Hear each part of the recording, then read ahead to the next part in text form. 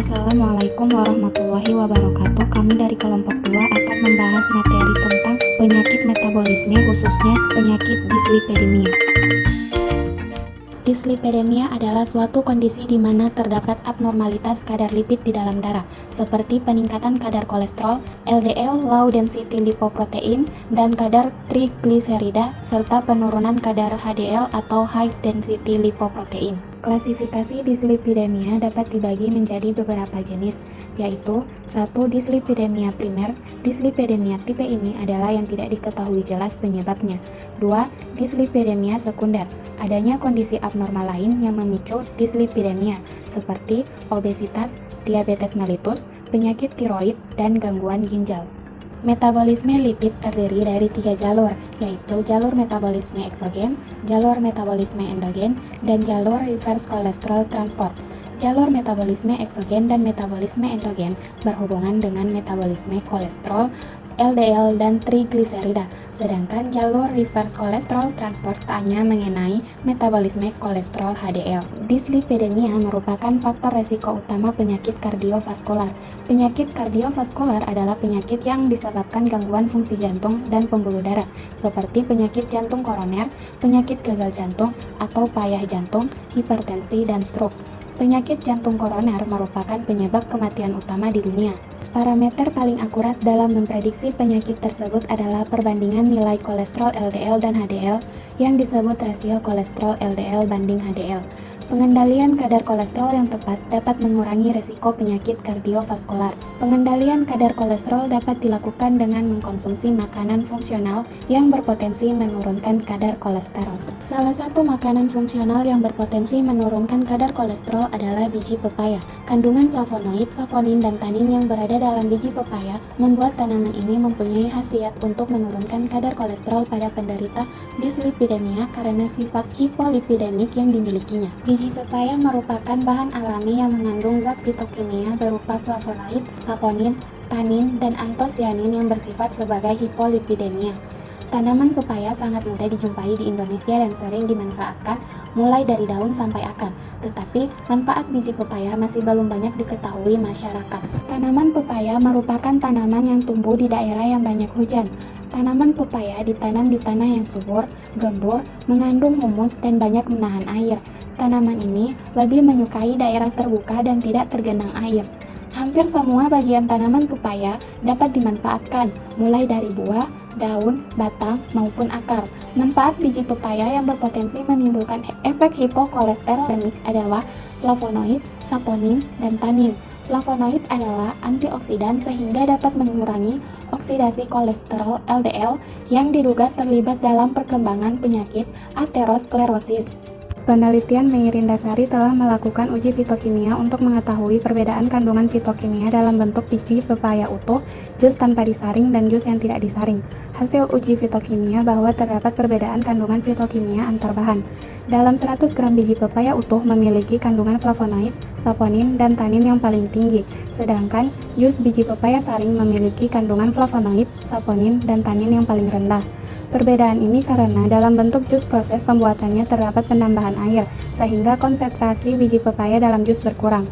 Jus biji pepaya saring memiliki kandungan fitokimia yang paling rendah karena selain ditambahkan air, juga dilakukan penyaringan dalam proses pembuatannya, sehingga banyak biji pepaya yang terbuang saat proses penyaringan, yang menyebabkan kandungan flavonoid dalam jus menurun. Berdasarkan penelitian Meirindasari tentang potensi hipolipidemik jus biji pepaya pada tikus, dengan pemberian jus biji pepaya pada dosis 800 mg per ekor per hari dilakukan dengan sonde. Hasil penelitian tersebut menunjukkan bahwa pemberian jus pepaya selama 30 hari pada dosis 400 mg per ekor per hari paling efektif menurunkan kadar kolesterol total pada tikus dislipidemia. Buah jambu biji atau Psidium guajava L pada penderita dislipidemia. Jus buah jambu biji selama ini fungsinya lebih dikenal oleh masyarakat untuk meningkatkan kadar trombosit darah penderita demam berdarah. Namun, pada beberapa penderita demam berdarah yang telah dinyatakan sembuh dan tetap mengkonsumsi jus buah jambu biji secara rutin sebagai tindakan preventif, ternyata menimbulkan efek yang lain, yaitu rasa kenyang lebih lama, buang air besar lebih lancar, dan terjadi penurunan berat badan.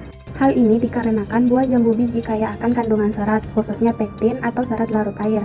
Pada umumnya, peran fisiologis serat makanan adalah meningkatkan massa feses, memperlambat waktu pengosongan lambung, meningkatkan rasa kenyang sesudah makan, menurunkan absorpsi gula, dan meningkatkan ekskresi asam empedu. Salah satu alternatif yang dapat menurunkan kadar kolesterol dalam darah jangka panjang adalah penggunaan bahan alami seperti buah jambu biji merah diketahui mempunyai kandungan vitamin C dan beta-karoten, sehingga dapat berkhasiat sebagai antioksidan, dapat menghambat oksidasi LDL sehingga kadar LDL dalam darah turun, sehingga dapat mencegah terjadinya aterosklerosis.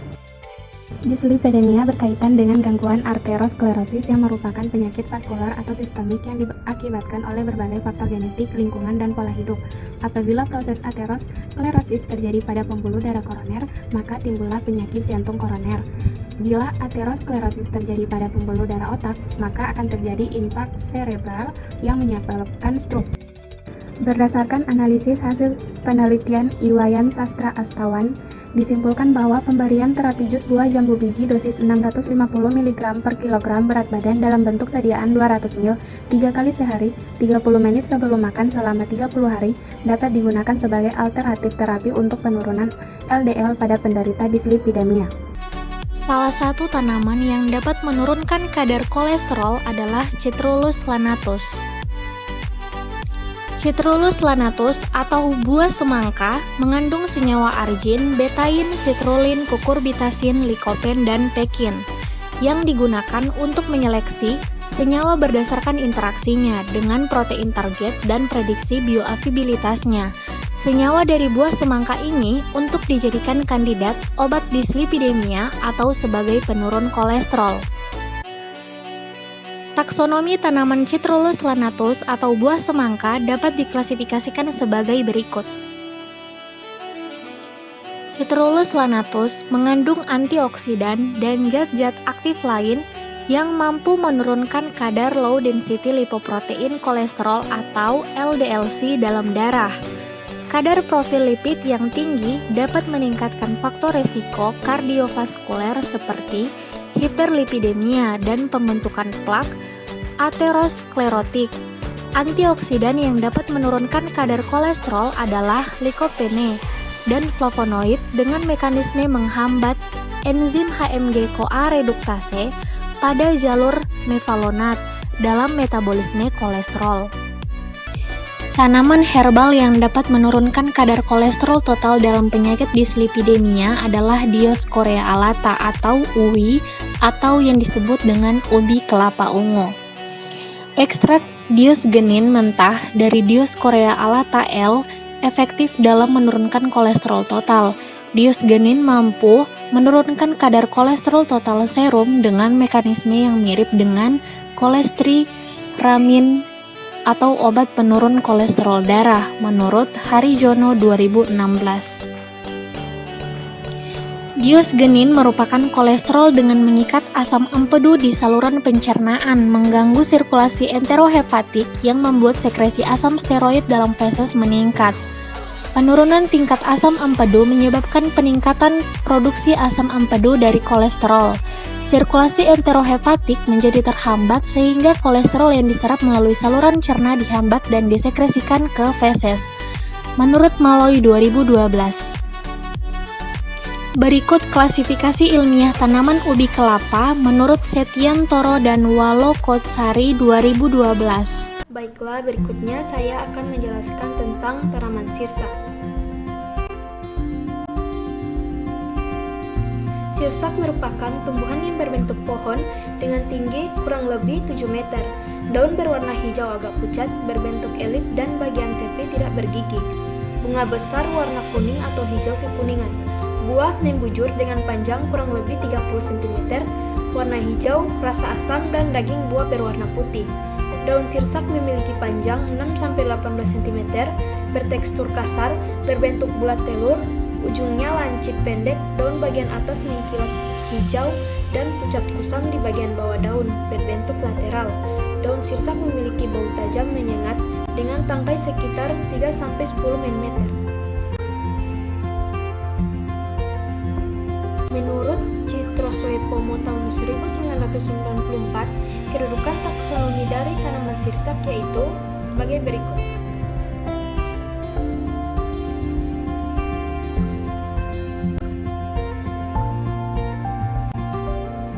daun sirsak mengandung senyawa metabolik sekunder seperti kumarin, flavonoid, saponin, tanin, alkaloid, dan triterpenoid yang berfungsi sebagai antioksidan. Berdasarkan identifikasi kualitatif senyawa metabolik bahwa ekstrak daun sirsak mengandung saponin dan ekstrak air daun sirsak mengandung tanin, glikosid, saponin, dan flavonoid. Penurunan kolesterol disebabkan kandungan senyawa metabolik yang terdapat dalam ekstrak daun sirsak. Saponin berperan menghambat penyerapan kolesterol di usus. Konsekuensi penghambatan penyerapan kolesterol adalah kolesterol dikeluarkan dari tubuh bersama feses yang merupakan lintasan utama untuk mengeluarkan kolesterol. Saponin akan berikatan dengan asam empedu dan meningkatkan ekskresi asam empedu di dalam feses dan sterol netral seperti koprostanol dan kolestanol. Hal ini menyebabkan konversi kolesterol menjadi asam empedu sangat meningkat untuk upaya mempertahankan depot asam empedu. Konsekuensinya, reseptor LDL dari hati akan dinaikkan sehingga terjadi peningkatan pengambilan LDL yang akan disertai dengan penurunan kadar kolesterol plasma. Senyawa metabolit flavonoid terbukti dapat menghambat sekresi ApoB dan membantu meningkatkan ekspresi reseptor LDL di jaringan serta terjadi peningkatan penyerapan kolesterol dalam LDL kolesterol sehingga kadar kolesterol dalam LDL kolesterol di darah menurun.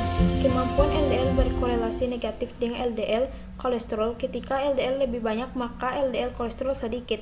Bertambahnya jumlah reseptor LDL menyebabkan peningkatan penyerapan kolesterol LDL dari darah.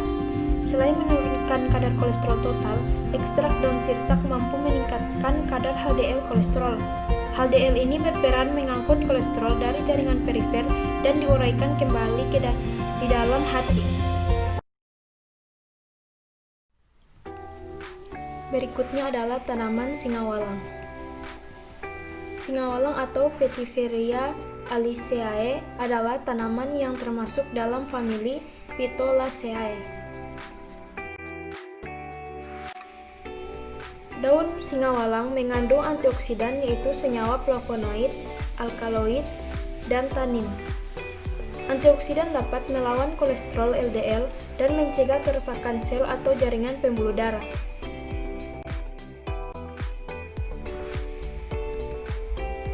Senyawa flavonoid adalah antioksidan eksogen yang bermanfaat mencegah kerusakan sel akibat stres oksidatif dengan dua mekanisme yakni langsung dan tidak langsung.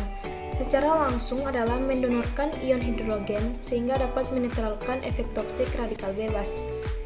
Sedangkan secara tidak langsung dengan meningkatkan ekspresi gen antioksidan endogen melalui beberapa mekanisme.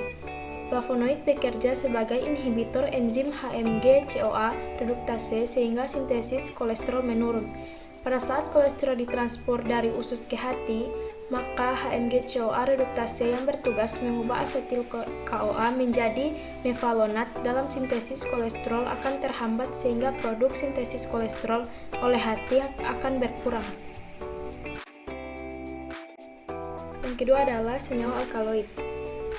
Senyawa alkaloid bekerja sebagai antioksidan dengan mendonorkan ion hidrogen seperti pada flavonoid. Senyawa alkaloid juga dapat menghambat aktivitas enzim lipase pankreas sehingga meningkatkan sekresi lemak melalui feses. Akibatnya, penyerapan lemak oleh hati terhambat sehingga tidak diubah menjadi kolesterol. Berkurangnya aktivitas enzim lipase pankreas dapat mengurangi deposit trigliserida yang masuk dari usus halus karena enzim tersebut mengubah trigliserida menjadi 2 monogliserida dan 2 asam lemak bebas sehingga dapat masuk ke pembuluh darah. Berikutnya yang ketiga adalah senyawa tanin. Tanin dibagi dua kelompok, yaitu tanin yang dapat terhidrolisis dan tanin kondensasi.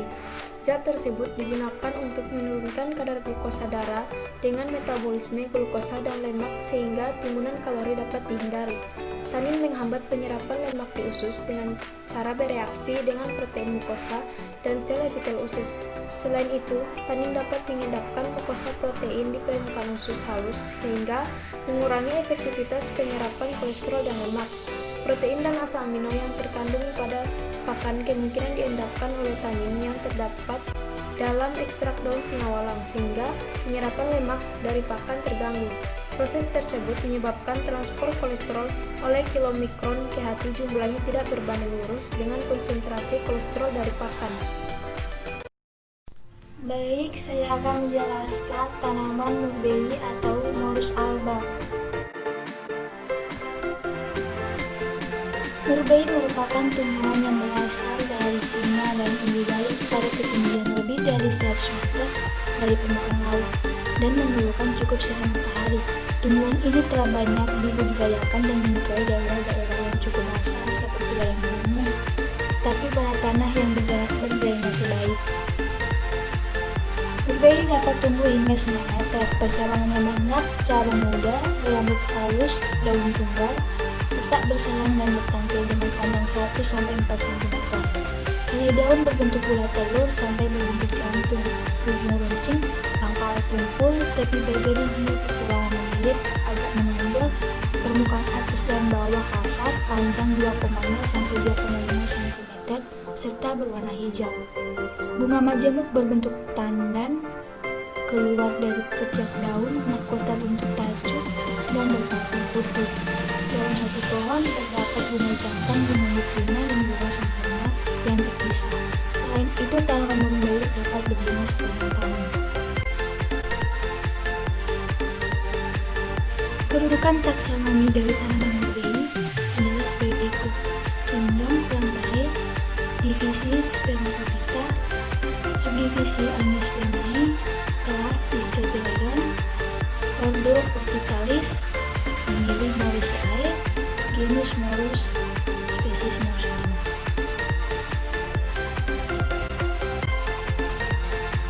Daun mulberry mengandung quercetin dan anthocyanin. Kedua macam senyawa tersebut termasuk dalam kelompok glycosida flavonoid. Glycosida flavonoid merupakan senyawa fenol yang berperan sebagai koagulator protein. Kadar LDL yang tinggi menyebabkan keadaan hiperkolesterolemia. Hal ini mungkin juga berpengaruh pada kadar kolesterol total yang akan meninggi, juga dikarenakan antara kadar LDL dan penurunan kadar HDL. Pencegahan utama hiperkolesterolemia adalah dengan melakukan pengontrolan terhadap kadar kolesterol total darah agar selalu dalam batas angka yang normal, pengendalian berat badan, modifikasi diet dengan kolesterol, olahraga teratur, sampai terapi farmakologik dengan obat-obatan hipolipidemia. Daun mulberry merupakan salah satu bahan alami yang dapat membantu menurunkan kadar kolesterol total. Daun mulberry mengandung bahan aktif yang diduga dapat menurunkan kadar kolesterol total dalam darah, yaitu beta-sitosterol. Walaupun sudah terdapat informasi tentang dosis penggunaan beta-sitosterol untuk menurunkan kadar kolesterol darah, yaitu 300 mg sampai 5.000 mg per hari. Selanjutnya, tanaman tin atau Ficus clerica.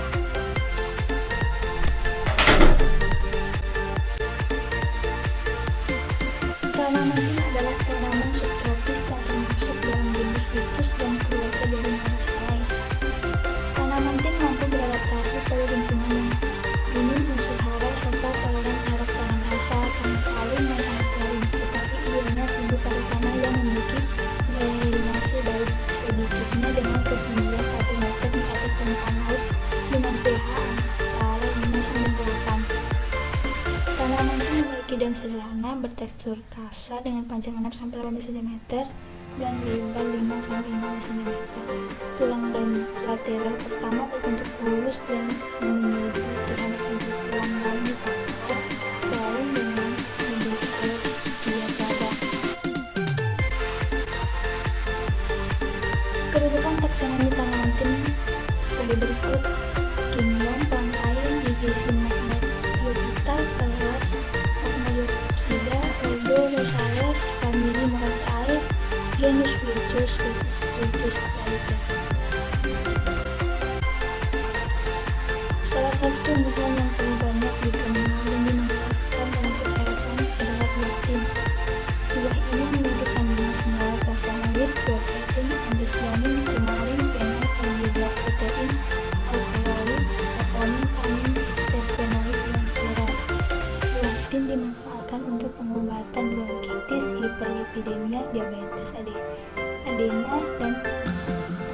psoriasis, sedangkan daun tim dijadikan jamu untuk mengatasi penyakit ginjal, diabetes, dan gangguan fungsi hati. Daun tim telah banyak diketahui kaya akan kandungan flavonoid dan pektin yang dipercaya mampu mengendalikan metabolisme kolesterol dalam tubuh. Flavonoid memiliki potensi efektif merelaksasikan pembuluh darah dan mencegah pembentukan aterosklerosis. Tanaman selanjutnya yaitu Lagenaria siceraria dan Vaccinium arctostaphylos. Apa sih mereka? Ini adalah buah labu air dengan nama latin Lagenaria siceraria, dan ini adalah buah Caucasian whortleberry dengan nama latin Vaccinium arctostaphylos. Labu air. Labu air merupakan salah satu tanaman yang kaya akan beberapa kandungan fitokimia, namun kurang diketahui oleh sebagian besar masyarakat, yaitu labu air dengan nama latin Lagenaria siceraria Molina Stanley, menurut Syahah DKK 2010. Caucasian whortleberry, di mana tanaman Caucasian whortleberry ini adalah tanaman herbal yang memiliki nama latin Vaccinium arctostaphylos dengan memiliki ekstrak daun dan buahnya yang berwarna kebiruan. Dapat digunakan untuk mengobati diabetes dan tekanan darah tinggi atau hipertensi. Apakah kedua tanaman tersebut bisa berfungsi sebagai penurun dan peningkat kolesterol? Ayo kita bahas dalam video selanjutnya. Dalam labu air, dari penelitian Katare et al. 2014 mengungkapkan bahwa pemberian ekstrak buah Lagenaria siceraria terbukti dapat menurunkan kolesterol total, kolesterol LDL, dan trigliserida pada tikus hiplipidemia yang diinduksi triton. Adapun screening fitokonstituen ekstrak buah Lagenaria siceraria mengungkapkan adanya saponin dan flavonoid. Saponin berikatan dengan kolesterol dalam lumen usus sehingga mempengaruhi penyerapannya, dan saponin juga meningkatkan aktivitas lipoprotein lipase, menurut Fukushima 1997.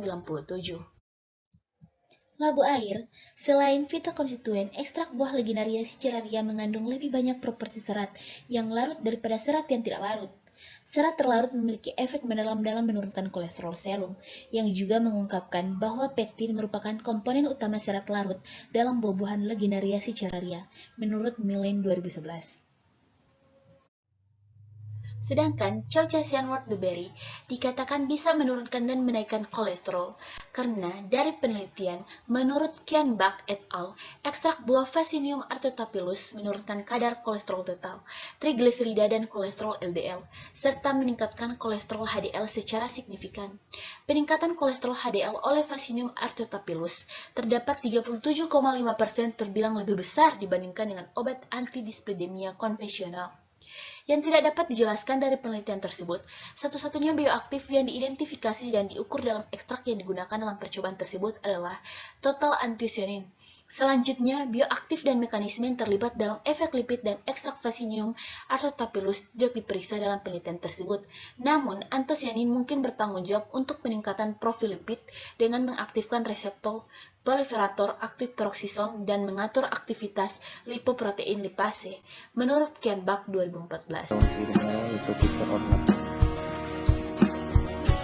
Daun sirih merah Piper ornatum adalah tanaman obat herbal dengan sejumlah besar manfaat. Biasanya tanaman herbal memiliki fungsi sebagai antibakteri. Daun sirih merah secara empirik digunakan sebagai bahan obat untuk mengobati berbagai penyakit seperti batuk, asma, radang hidung, dan radang tenggorokan. Inilah klasifikasi dari daun sirih merah. Kandungan kimia. Ekstrak daun sirih merah mengandung flavonoid, tanin, alkaloid, saponin, flavonoid. Secara kromatografi, minyak atsiri sirih merah mengandung kofikolfenol, aiguanil, trans, polifolsina, dan betasilin. Sirih merah memiliki banyak manfaat dalam pengobatan tradisional, mempunyai potensi menyembuhkan berbagai jenis penyakit. Banyak pengalaman bahwa menggunakan sirih merah dapat menurunkan asam urat, menurunkan tekanan darah, mengobati hepatitis dan mah. Selain itu, sirih merah dapat digunakan sebagai antiseptik serta memiliki efek hipoglikemik. Sirih merah juga digunakan sebagai obat untuk batuk, asma, radang tenggorokan, dan radang hidung. Selanjutnya yaitu kumis kucing, Orthipon aristatus. Kumis kucing mudah tumbuh dan kembang biakan di seluruh Indonesia. Kumis kucing dimanfaatkan masyarakat untuk memicu batuk ginjal, diuretik, turun kencing, pengobatan hipertensi, gerd, retensi, demam, dan rematik. Inilah klasifikasi dari kumis kucing. Kandungan yang pertama itu flavonoid. Flavonoid merupakan senyawa polar yang umumnya larut dalam pelarut polar seperti etanol, metanol, dan butanol, dan aseton. Yang kedua, saponin merupakan senyawa aktif permukaan yang kuat yang merupakan busa jika dikocok dalam air, dan pada posisi yang rendah sering menyebabkan hemolisis sel darah merah. Yang ketiga, terpenoid. Terpenoid ditemukan dalam tumbuhan sebagai minyak asidi yang memiliki bau harum dan bau khas pada tumbuhan dan bunga. Yang keempat, alkaloid. Alkaloid merupakan metaboloid terbanyak pada tumbuhan. Alkaloid mencakup senyawa bersifat basa dan yang mengandung satu atau lebih atom nitrogen sebagai gabungan dalam sistematis siklik. Manfaat: kumis kucing Otimis aristatus dimakan masyarakat untuk pemecah batu ginjal, diuretik, flu kencing, pengobatan hipertensi, gout, hipertensi, dan demam dan rematik. Daun binahong Andredera cordifolia. Binahong atau yang dikenal dengan nama latin Andredera cordifolia adalah salah satu jenis tanaman obat yang berasal dari daratan Cina. Di tempat asalnya, tumbuhan ini dikenal dengan nama Dengsanci. Sementara di penyebutan binahong secara internasional ialah Heartleaf madirafin. Binahong memiliki daun tunggal dengan tangkai yang tergolong pendek atau subsile. Batang dan daun yang biasanya terdapat di dalam tanah disebut dengan rhizome. Biasanya tunas binahong tumbuh dari ujung rhizome. Meski demikian, rhizome bukanlah akar, tetapi bagian dari batang yang berfungsi sebagai tempat cadangan makanan dan alat untuk berkembang biak. Akar binahong berjenis akar tunggal dengan tekstur lunak berwarna coklat tua. Binahong mempunyai bunga menyebut berbentuk tandan ataupun mala yang cukup panjang. Sementara panjang mahkotanya sendiri berkisar antara 0,5 sampai 1 cm dengan aroma yang sangat wangi. Klasifikasi dari tanaman binahong adalah Kingdom Plantae, Subkingdom Tracheobintha, Superdivisi Spermatophyta, Divisi Magnoliophyta, kelas Magnoliopsida, subkelas Hamamelidae, ordo Caryophyllales, famili Bacillinaceae, genus Andredera, spesies Andredera cordifolia. Daun tanaman binahong dipercaya bisa mengatasi kolesterol jahat yang ada pada tubuh. Daun tanaman ini akan bisa menetralisir kandungan kolesterol jahat yang biasa terdapat pada pembuluh darah. Dengan meminum air rebusan daun tanaman binahong ini secara rutin, maka kolesterol jahat yang biasa pada tubuh Anda akan hilang dengan sendirinya. Tanaman ini mengandung senyawa alkaloid dan mempunyai sifat hipoglikemik. Daun tanaman binahong ini dipercaya bisa membantu menurunkan kadar gula darah secara optimal. Selain untuk menurunkan kandungan alkaloid, maka gula darah ini juga bisa untuk tetap stabil pada penderita diabetes mellitus. Selanjutnya, tanaman salam, Syzygium polyanthum. Tanaman salam dikenal dengan sebagai salah satu jenis tanaman yang berkhasiat sebagai obat dan rempah-rempah di Indonesia. Tumbuhan dengan nama latin Syzygium polyanthum mempunyai beberapa nama berbeda sesuai dengan daerahnya, yaitu ubai serai di masyarakat Melayu, manting oleh penduduk Jawa, dan juga gowok di daerah Sunda. Pohon Syzygium polyanthum memiliki tinggi sekitar 25 meter, memiliki akar lurus besar, batang bundar, dan permukaan halus. Memiliki bunga-bunga kecil, putih dan harum, sedangkan daunnya memiliki panjang 2,5 sampai 8 cm, 6 dengan tepi yang rata, ujungnya tumpul dan bagian bawahnya melebar dengan panjang dan rapat, menurut Sumono et al. Berikut ini adalah klasifikasi ilmiah atau taksonomi dari tanaman salam menurut Iwan 2015. Kingdom Plantae, divisi Spermatophyta, kelas Dicotylodonae, ordo Myrtales, famili Myrtaceae, genus Syzygium, spesies Syzygium polyanthum. Berdasarkan beberapa penelitian, daun salam diketahui mengandung alkaloid, flavonoid, saponin, tanin, steroid, terpenoid, minyak atsirin 0,05%, citral, dan eugenol. Menurut Herbie 2015, Effendi 2017, dalam pemanfaatannya untuk pengobatan, bagian tanaman salam yang digunakan adalah bagian daun, kulit batang, dan akar. Secara empiris, air rebusan daun salam digunakan oleh masyarakat untuk pengobatan penyakit kolesterol tinggi, kencing manis, hipertensi, gastritis, dan diare. Sebagai bahan obat tradisional, Syzygium polyanthum digunakan sebagai obat diabetes mellitus, gangguan lambung, mengatasi penyakit air murdis, penyakit kulit seperti kudis, penyegar, hipertensi, dan kolesterol.